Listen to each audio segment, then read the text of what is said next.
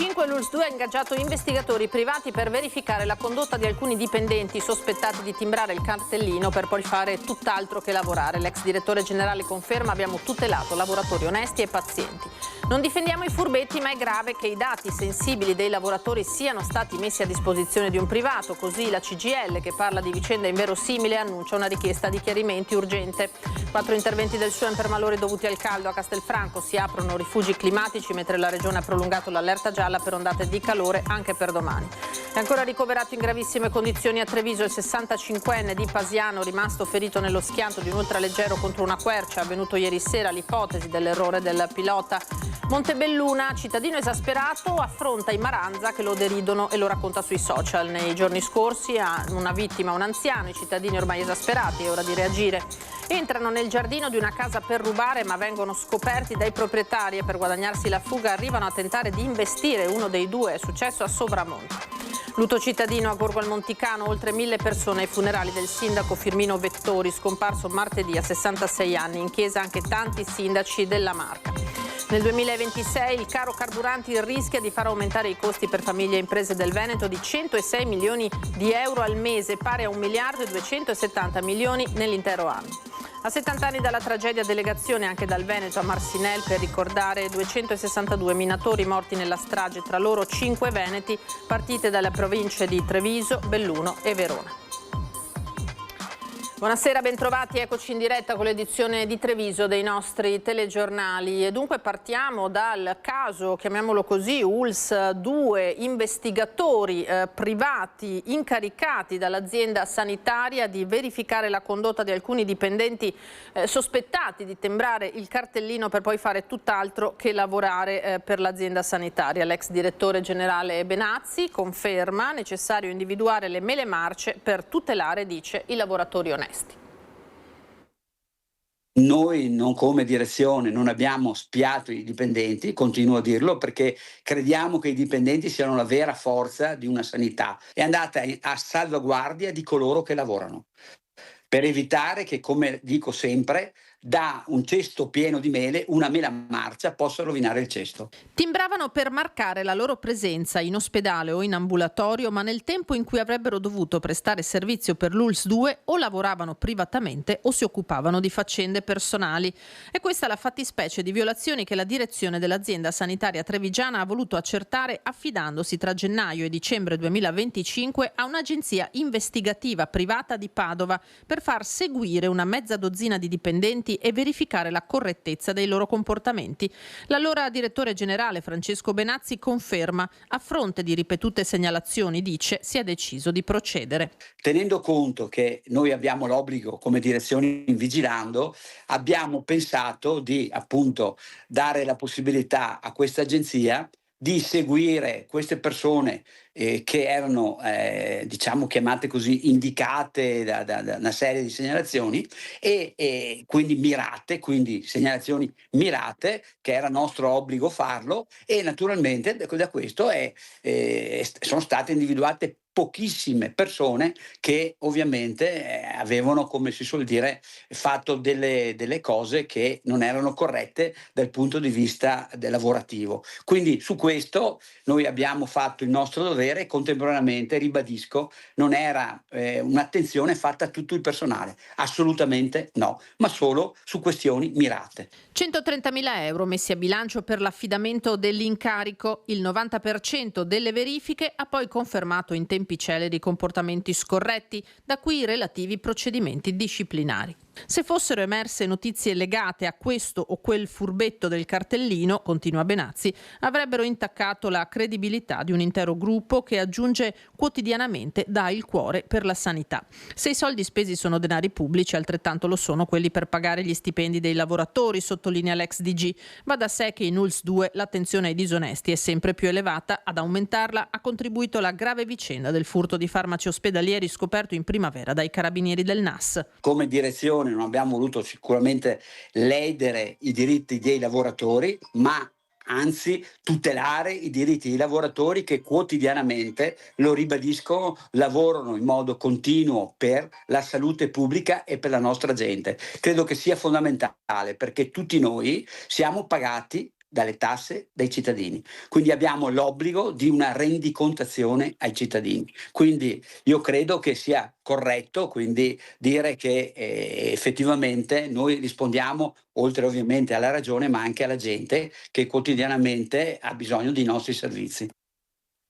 La reazione dei sindacati alla notizia dell'impiego dunque di un'agenzia investigativa privata per controllare la condotta di alcuni dipendenti ULSS, l'avete sentito, non si è fatta attendere. La CGIL annuncia una richiesta urgente di chiarimenti all'azienda sanitaria, soprattutto in merito all'utilizzo dei dati personali dei lavoratori. Quanto successo in ULSS 2 ha dell'inverosimile: 130.000 euro pubblici, 12 mesi di indagini private in un'azienda di 10.000 persone, dove mancano infermieri e tanti altri professionisti, dove i turni si coprono a fatica, dove in corsia si viene aggrediti, e senza dirlo a nessuno, né ai sindacati né ai lavoratori, scopriamo questa notizia dalla stampa. L'impiego di un'agenzia investigativa privata da una parte, la rivelazione alla medesima agenzia di dati personali sensibili dei lavoratori dall'altra. Non è tanto la caccia al furbetto a scatenare la reazione dei sindacati di fronte ai controlli scattati in ULSS 2 nei confronti di alcuni dipendenti sospettati di infedeltà, quanto aver autorizzato il trattamento di dati generalmente coperti da privacy. Sia chiaro, come FPCGL noi i furbi non li abbiamo mai difesi. Chi ruba tempo e denaro pubblico ruba ai propri colleghi, ma nell'atto firmato dalla direzione c'è scritto che un'agenzia privata poteva raccogliere, conservare e trasmettere le opinioni politiche dei dipendenti, le convinzioni religiose, l'appartenenza sindacale, i dati sulla salute e l'orientamento sessuale. Diciamo, ma cosa c'entra tutto questo con l'assenteismo? Assolutamente niente. Non diciamo che questo sia realmente accaduto, non lo sappiamo, nessuno ce l'ha detto. Diciamo che però per qualcuno è stato ritenuto normale mettere per iscritto tutto questo e consegnarlo a un privato. Ed è su questo che il sindacato vuole andare a fondo, annunciando la richiesta urgente di chiarimenti all'azienda sanitaria. Qui non è questione né di regolamenti, è questione innanzitutto di rispetto. Chi cura le persone ha diritto di essere trattato come una persona. Sarà nostra cura inviare urgentemente una richiesta di chiarimenti alla direzione dell'ULSS 2. E anche oggi dobbiamo darvi conto di malori, 4 legati al gran caldo, 4 gli interventi del SUEM. A Castelfranco intanto si aprono rifugi climatici, mentre la Regione ha prolungato l'allerta gialla per ondate di calore anche per domani.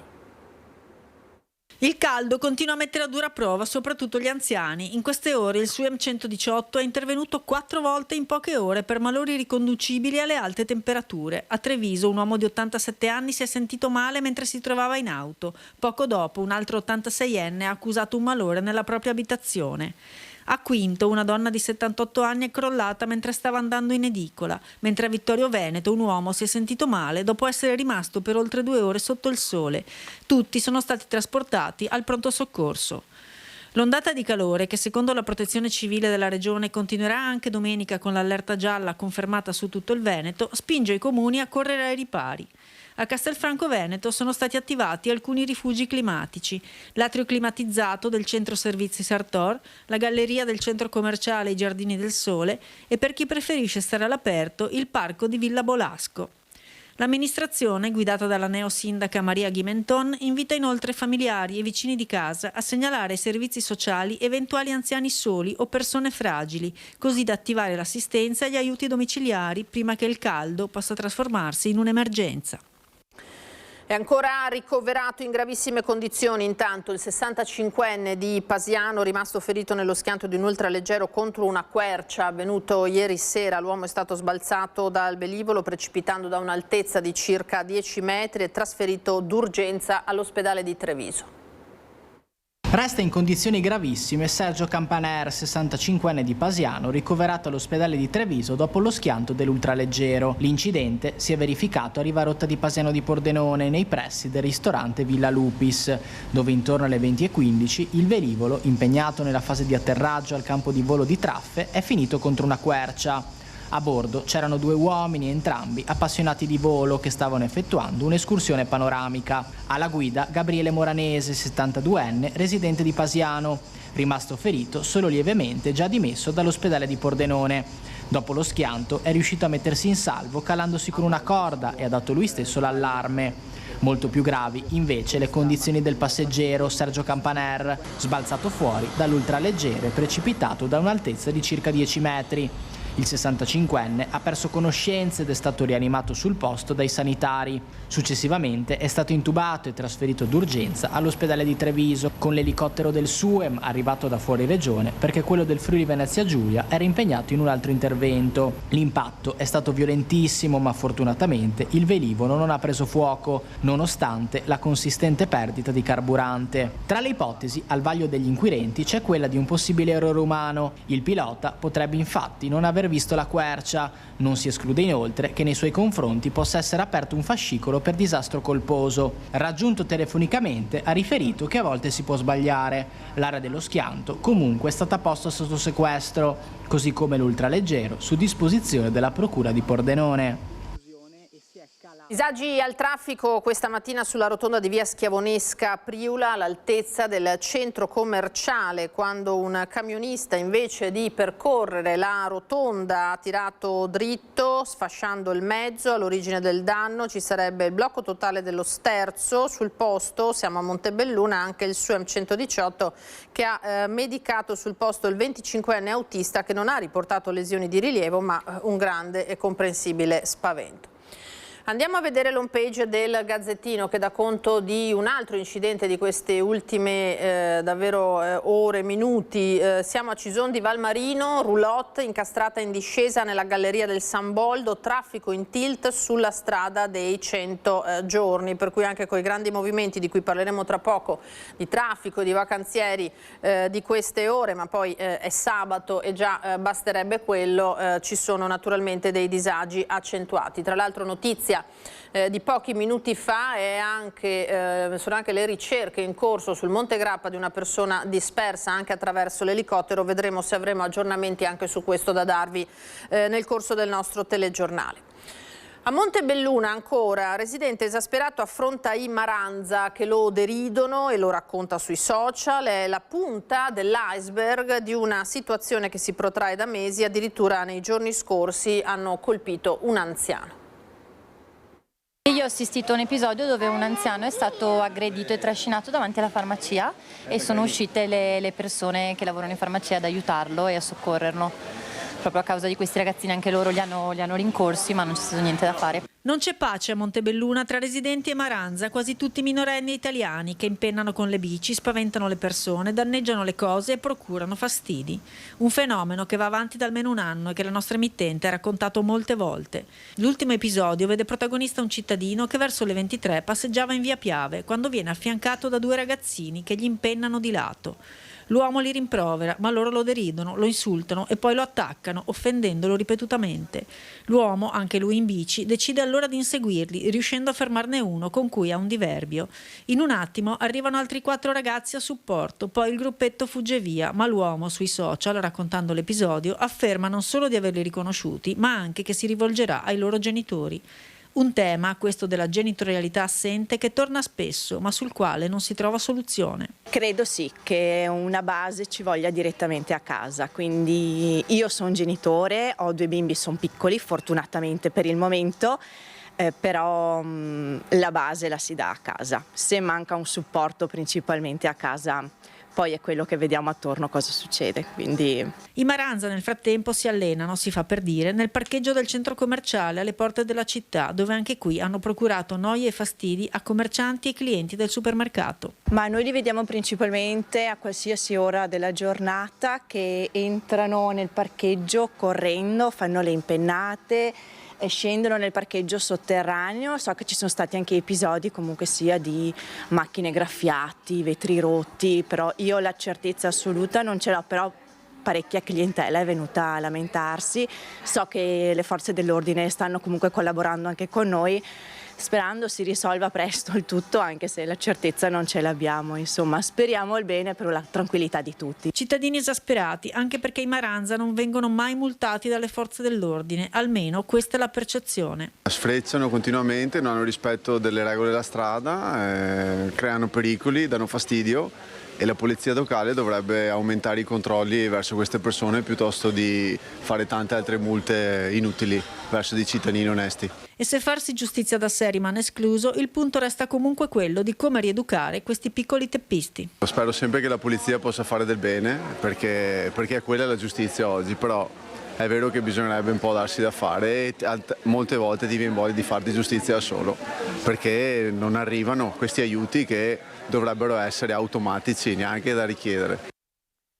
Una scuola, un campetto da calcio, i segni lasciati da una notte trascorsa tra ragazzi. Siamo a Mansuè, dietro la scuola media Ippolito Nievo. Qui tra martedì e mercoledì un gruppo di giovanissimi si è ritrovato per inalare protossido d'azoto, il cosiddetto gas esilarante, e mentre lo facevano si riprendevano con i cellulari e andavano in diretta su TikTok.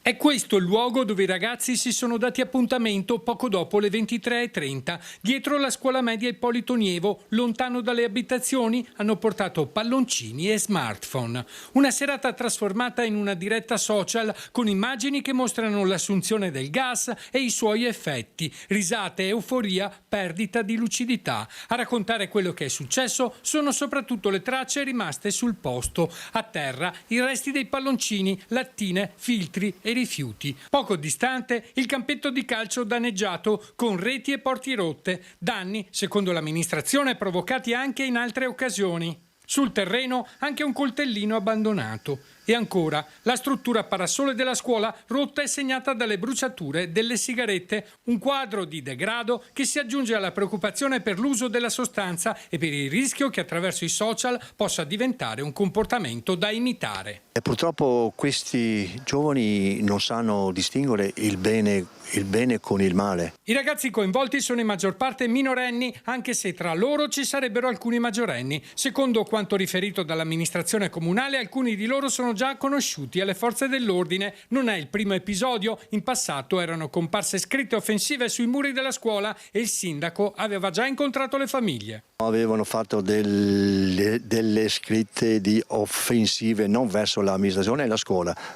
verso loro stessi, e posso dire che in quella circostanza dai genitori ho avuto la massima collaborazione. Questa volta però c'è un elemento che preoccupa più di tutto: l'uso della sostanza raccontato e mostrato sui social, un comportamento che può apparire come un gioco ma che nasconde rischi concreti. Il protossido d'azoto può provocare perdita di conoscenza e con un uso prolungato anche danni neurologici. È impossibile che un figlio di 15-16 anni entri a casa alle 2-3 del mattino senza essere seguito dai genitori. L'unico allarme che posso dire ai genitori: seguite i vostri figli. Intanto, dietro la scuola rimangono i segni concreti di quella notte, un luogo pensato per i ragazzi che oggi racconta, anche attraverso ciò che è stato lasciato a terra, una storia diversa. E ladri nella notte al Teatro Accademico di Castelfranco. Ad accorgersi del furto questa mattina i dipendenti che hanno notato la porta laterale forzata e gli uffici sottosopra. I malviventi hanno rubato 5 computer e una piccola somma di denaro che hanno trovato nella cassa. Sull'episodio è stata presentata denuncia ai carabinieri di Castelfranco che ora indagano sull'episodio. Al setaccio anche le immagini delle telecamere di videosorveglianza presenti nella zona. Siamo rammaricati per questa intrusione di un luogo simbolico per la nostra comunità come il Teatro Accademico, ha commentato la sindaca Maria Ghimenton. Ci siamo attivati fin da subito e faremo tutte le verifiche necessarie per capire l'accaduto e mettere in atto ogni misura utile a evitare che episodi di questo tipo possano riproporsi. Andiamo ora all'ultimo saluto al sindaco di Gorgo al Monticano, Firmino Vettori. Amici, associazioni, politici e amministratori stretti attorno alla famiglia, tra commozione, silenzio e tante fasce tricolore.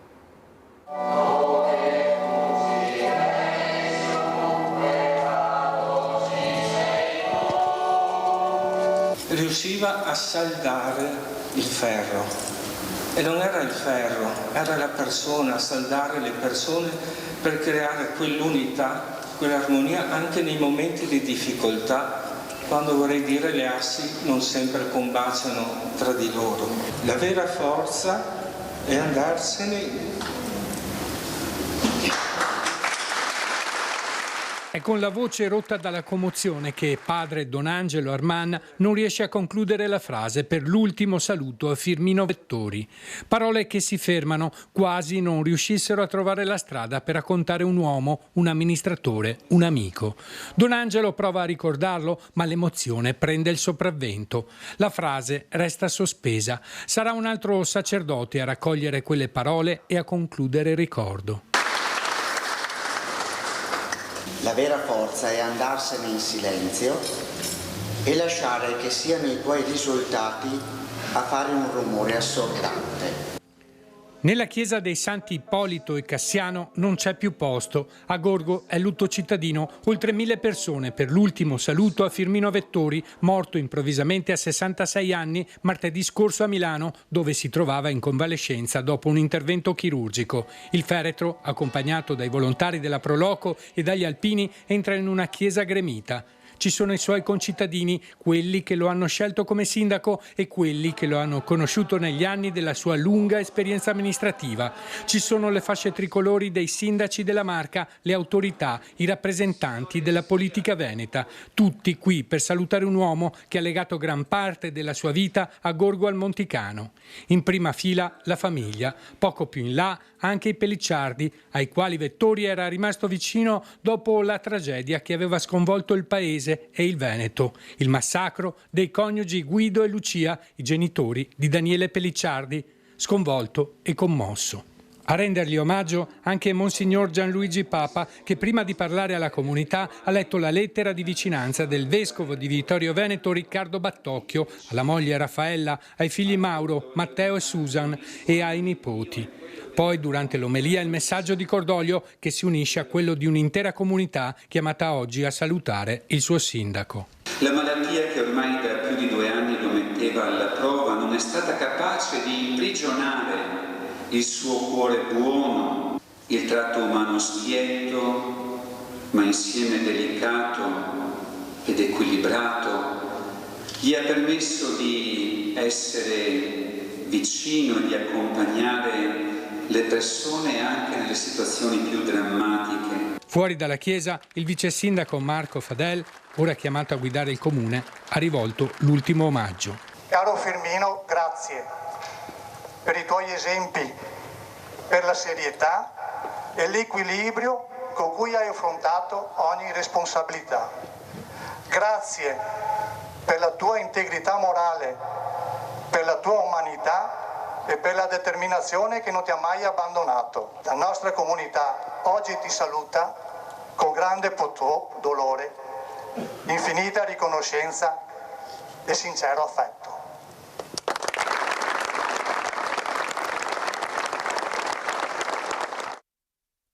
E tanti li avete visti, i politici e gli amministratori che hanno voluto essere presenti al funerale del sindaco Vettori, ricordi di colleghi e amici che hanno con lui condiviso tanti anni di impegno politico. Una distesa di fasce tricolori, tanti gli amministratori di oggi e di ieri che hanno voluto tributare l'ultimo omaggio a Firmino Vettori. In chiesa e sul sagrato i volti commossi di chi con lui ha condiviso la responsabilità di amministrare un territorio o un cammino politico iniziato nelle file della Liga Veneta. Un impegno trentennale, quello di Firmino Vettori per il comune di Gorgo al Monticano, nel quale ha coperto gli incarichi di assessore, vice sindaco e quindi sindaco per 2 mandati dal 2004 al 2014 e poi ancora nel 2024, quando è stato rieletto per la 3ª volta. Io credo che ricorderemo soprattutto l'uomo. Come è stato detto anche prima nell'omelia dei celebranti, il valore umano è quello che alla fine emerge e prevale su tutto. L'attaccamento alla famiglia, alla politica, alla collettività, alla società, a tutte le persone insomma, con cui ha avuto a che fare. Una persona schietta, franca, che non conosceva le mezze misure, così lo descrive chi gli era vicino, un sindaco che lascia un grande vuoto nella comunità. Firmino mancherà come sindaco, oggi assieme a tutta la comunità e ai tantissimi sindaci che gli volevano bene abbiamo salutato Firmino, un uomo che ha saputo lasciare il segno e sarà di guida anche per le prossime amministrazioni. Avvicinatosi fin da giovane alla politica, Vettori ha guidato la comunità in uno dei momenti più difficili della storia recente di Gorgo, il massacro dei coniugi Pellicciardi. Con lui ricordo il periodo delle ronde, i primi periodi della Liga Veneta, che poi era Lega Nord, ma ricordo di lui ad esempio tutta la vicenda del delitto di Gorgo con la famiglia Pellicciardi. Un collega sempre disponibile, sempre aperto per il bene della sua comunità, che a qualsiasi ora cercava di trovare soluzioni per il suo territorio. Una persona con una grande umanità che ha cercato di combattere anche questa battaglia per la vita, e credo che il suo esempio sia proprio quello di un amministratore che, come noi, siamo partiti proprio in queste modalità per aiutare le persone. Noi ci fermiamo adesso per qualche minuto di pubblicità, tra poco.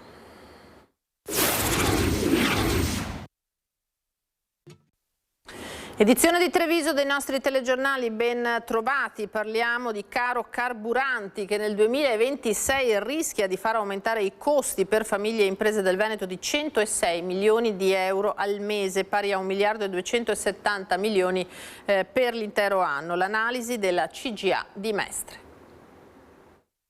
2 euro al litro per la benzina, 2,10 euro per il gasolio in modalità self-service. I prezzi medi dei carburanti nell'ultima settimana continuano a crescere e l'aumento è destinato a pesare e parecchio sulle tasche dei veneti. Secondo l'ufficio studi della CGA di Mestre, a parità di consumi rispetto al 2025, nel 2026 il caro carburanti rischia di far aumentare i costi di 106 milioni di euro al mese, pari a 1 miliardo e 270 milioni nell'intero anno, nel solo Veneto. Una vera e propria mazzata per i bilanci delle famiglie e delle imprese. Le azioni intraprese dal governo, secondo CGA, non sono in grado di compensare, visto che i rincari alla pompa sono di gran lunga superiori agli sconti sulle accise. Nello specifico, dei 2 miliardi e 350 milioni di tagli alle accise introdotti finora per il 2026, il Veneto ne ha beneficiato per circa 210 milioni di euro. La richiesta del governo alla Commissione europea di escludere le spese per l'energia dai vincoli del patto di stabilità è sicuramente condivisibile, continua la CGA, che però pone un interrogativo. Siamo sicuri che prima di ricorrere a nuovo debito sia davvero stato fatto tutto il possibile per ridurre la spesa pubblica? Nel 2026, al netto degli interessi sul debito, lo Stato spenderà la cifra record di 1.090 miliardi di euro. Limitare questa spesa anche per solo l'1% significherebbe liberare circa 11 miliardi di risorse che potrebbero essere utilizzate per aiutare famiglie e imprese contro il caro carburanti e il peso delle bollette. Non si tratta di tagliare lo Stato sociale, ma di eliminare sprechi e inefficienze. Intanto il sabato da bollino nero lungo la rete autostradale è stato confermato con traffico intenso verso le località balneari, ma la task force messa in piedi da Autostrade Alto Adriatico ha funzionato. Probabilmente ci sono state qualche partenza ritardata, ma il bollino nero è confermato. Anche ieri c'è stato molto traffico, abbiamo superato i 200.000 transiti. Davide Sartelli, direttore operation di Autostrade Alto Adriatico, lo sottolinea: doveva essere un sabato da bollino nero ed un sabato da bollino nero è stato. Anche se va detto, la task force messa in atto dalla concessionaria ha dimostrato di essere in grado di gestire alla grande i maggiori flussi. Sì, in queste giornate bisogna essere pronti, non c'è nulla di improvvisato, ci sono circa 300 persone a lavorare nei mestieri diversi, quindi dobbiamo governare una situazione prevista di bollino nero. Ad esempio la safety car, grazie alla quale stamani verso le 12 il casello dell'Isert era deserto. È partita una safety car dal nodo di Palmanova, lo ha rallentato, in questo momento c'è un'uscita obbligatoria a Villesse che porta per Gorizia. rimarrà circa 20 minuti per poi riaprire quando questo casello sarà svuotato. Tutto questo permette a chi viaggia di avere meno tempi di attesa. Il nodo dell'Isert in questi giorni è poi particolarmente congestionato stante la chiusura dell'A4 slovena, e questo è un problema che si aggiunge a quelli, come dire, stagionali. Il casello di Lisert in questo frangente è dal 6 di luglio a circa il 30% di traffico in più, che è quello che non può andare per l'H4, soprattutto dei mezzi pesanti ma anche dei mezzi leggeri in queste giornate. Sartelli, tra l'altro, guarda già alla situazione che potrebbe crearsi domani. Gli effetti sui caselli che portano al mare ci saranno, sicuramente ci saranno dei piazzali pieni, il traffico sarà intenso, sicuramente inferiore però a quello di oggi. E nella giornata odierna, nel pomeriggio, c'è stato un ulteriore ostacolo, perché in questo momento 2 incendi boschivi che interessano l'area tra Monfalcone e Duino e la frazione di Sels nel territorio comunale di Ronchi dei Legionari hanno costretto Autostrade Alto Adriatico ad attivare un'operazione di filtraggio dei veicoli in transito all'entrata della barriera dell'Isert in A4, chiudendo 2 piste. Questo per consentire alle autobotti dei vigili del fuoco di intervenire in condizioni di traffico ridotto e operare rapidamente allo spegnimento dei roghi divampati sul Carso, che sappiamo in passato quanti danni purtroppo hanno arrecato. Adesso noi andiamo alle notizie dal Bellunese.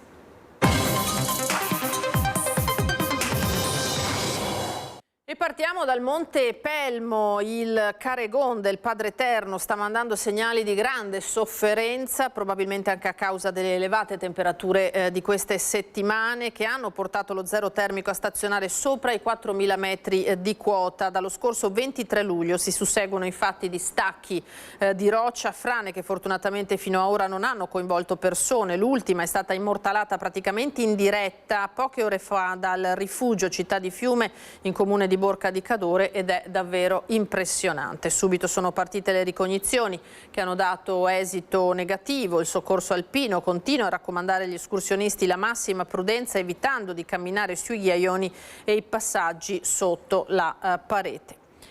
E una colata detritica ha provocato nella notte la chiusura della strada provinciale 33 di Sauris. Siamo in provincia di Udine, nel tratto che collega il Friuli Venezia Giulia al Veneto verso Caserarazzo e Vigo di Cadore. Intorno all'1:30 circa 50 metri cubi di materiale hanno invaso la carreggiata, rendendo impossibile il transito. Sono intervenuti sul posto i vigili del fuoco, mentre la rimozione dei detriti e il ripristino della viabilità sono affidati a Veneto Strade. La strada resta al momento chiusa in attesa delle verifiche sul versante. Per raggiungere il Veneto dalla Carnia o il Friuli dal Cadore si passa solo dalla statale 52 e poi il passo di Sant'Antonio dal Comelico verso Sappada.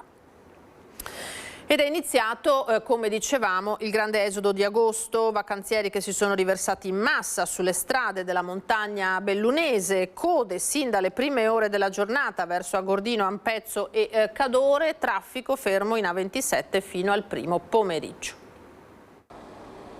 L'assalto ufficiale alla montagna è iniziato nel giorno da bollino nero per strade e autostrade. Chi ha percorso la A27 per arrivare nel Bellunese se ne è accorto ben prima del casello, dove sono iniziati i rallentamenti sin dalle prime ore della mattinata. Il lungo serpentone d'auto si è poi tuffato indistintamente sulla 51 di Alemagna, sia a Cadola che a Pian di Vedoia, congestionando totalmente il traffico rimasto bloccato fino all'ora di pranzo.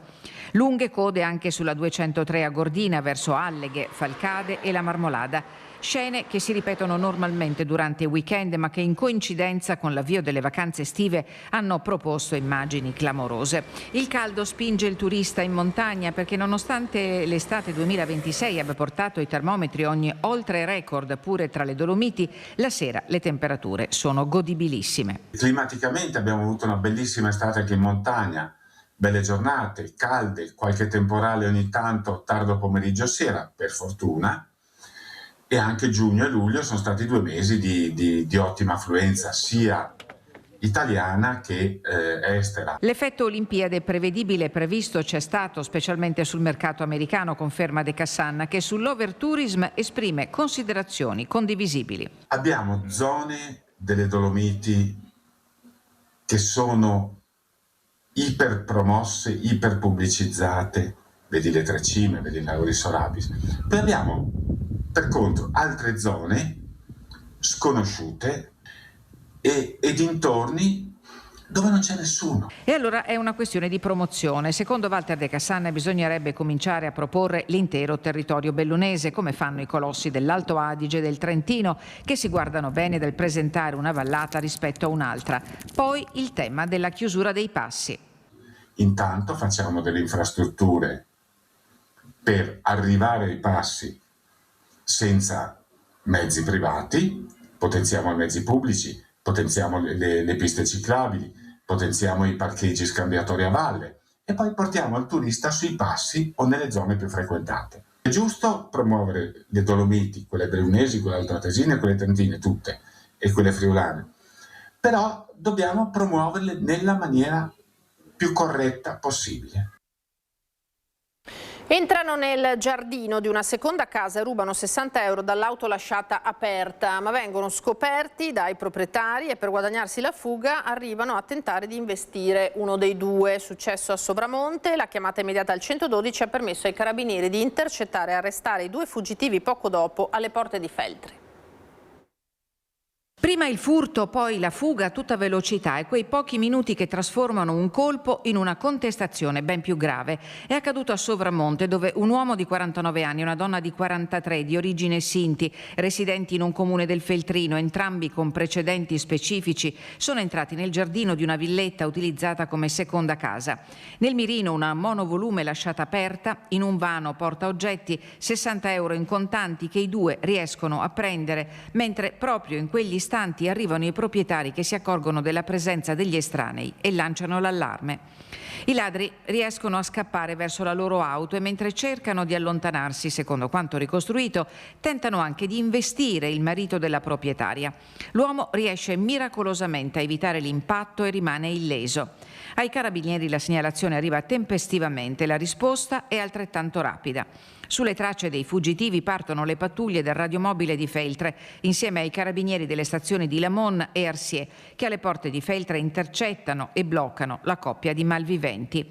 Arrestati in flagranza, i due sono stati inizialmente sottoposti ai domiciliari e dopo la convalida davanti al GIP di Belluno, che ha ritenuto configurabile l'ipotesi di rapina impropria contestata dalla Procura, per entrambi è stata disposta la misura cautelare dell'obbligo di dimora nel comune di residenza.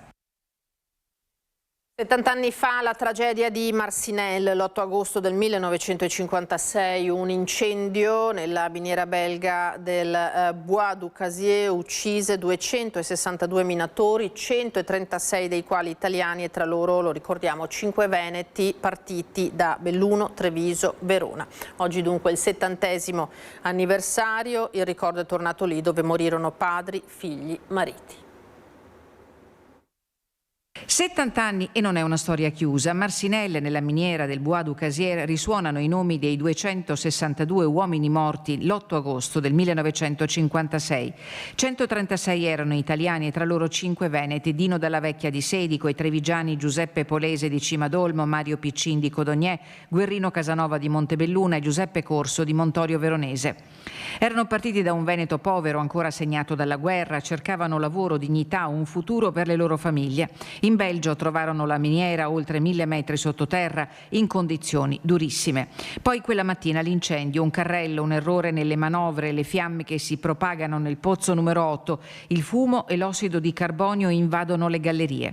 Per giorni si spera nel miracolo, ma dopo oltre 2 settimane arriva la sentenza più drammatica: nessun altro sopravvissuto. Noi ricordiamo Dino Dalla Vecchia, l'unico bellunese anche a Belluno, con il consueto appuntamento che teniamo da tanti anni presso la sede di Belluno dell'ABM, quest'anno in via eccezionale presso il comune di Sedico. Marcinelle cambia la storia dell'immigrazione italiana, l'Italia sospende l'invio di minatori in Belgio e l'anno successivo nasce l'organo permanente europeo per la sicurezza nelle miniere.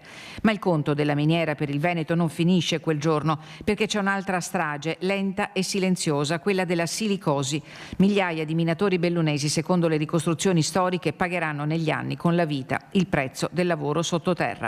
Noi ricordiamo Marcinelle perché ci sono stati 260 morti tutti in un colpo, ma dimentichiamo che in miniera sono morte molte più persone in altri incidenti, ma soprattutto in conseguenza del lavoro in miniera per la silicosi. Se pensiamo che a Marcinelle sono morte 260 persone e solo per la silicosi in provincia di Belluno sono morte nel dopoguerra 10.000 persone, abbiamo a che fare con un vaion che si ripeteva ogni 10 anni. Una memoria che oggi torna a parlare anche al presente, perché 70 anni dopo sulla sicurezza sul lavoro la lezione di Marcinelle non può essere archiviata. Gli italiani hanno cercato qui speranza di vita, hanno trovato la morte, ma hanno dato anche il via con questa vicenda di Marcinelle a una stagione di diritti sociali in Europa, il progresso più sostenibile e soprattutto la sicurezza nei luoghi di lavoro, che ancora oggi è un grande dramma che stiamo cercando di combattere, ma che non ha ancora trovato una sua via di soluzione. Il monito è ancora attuale, il lavoro non può essere il prezzo da pagare per la sopravvivenza e la sicurezza non può essere una variabile secondaria. Spesso a pagare sono le fasce più deboli, i lavoratori migranti, ieri erano italiani e oggi lo vediamo per chi lavora per portare cibo sulle nostre tavole, per prendersi cura dei nostri cari, per sostenere la nostra società e questo non è più accettabile. A Marcinelle anche il Veneto delle istituzioni, dell'emigrazione, del sindacato. A 70 anni di distanza quella tragedia è diventata parte della nostra identità, non per guardare soltanto al passato, ma per ricordare attraverso quei 262 nomi che ogni morte sul lavoro è una sconfitta che non può diventare normalità. Era l'ultimo servizio per questa nostra edizione, a me non rimane che ringraziarvi, vi ricordo adesso le previsioni del tempo, una buona serata, una buona domenica a tutti, arrivederci.